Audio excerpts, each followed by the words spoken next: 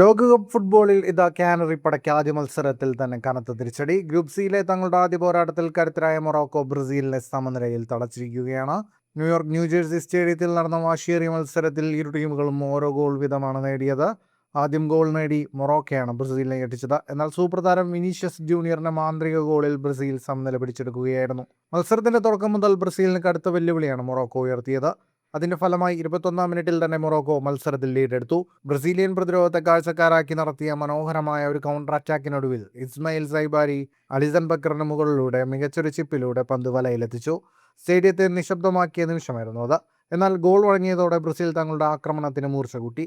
വെറും 11 മിനിറ്റുകൾക്കകം ബ്രസീൽ കളിയിൽ സമനില പിടിച്ചു. തന്റെ വ്യക്തിഗത മികവിലൂടെ പ്രതിരോധ താരങ്ങളെ വെട്ടിച്ച് മുന്നേറിയ വിനീഷ്യസ് ജൂനിയർ തൊടുത്ത മനോഹരമായ കേർവിംഗ് ഷോട്ട് മൊറോക്കൻ വലയുടെ മുകൾ തട്ടിൽ തുളച്ചു കയറി. രണ്ടാം പകുതിയിൽ മഞ്ഞക്കാർഡ് ഭീഷണി ഒഴിവാക്കാൻ coach Carlo Ancelotti, Fabinho, Danilo എന്നിവരെ ഇറക്കിയ പ്രതിരോധം ശക്തമാക്കി.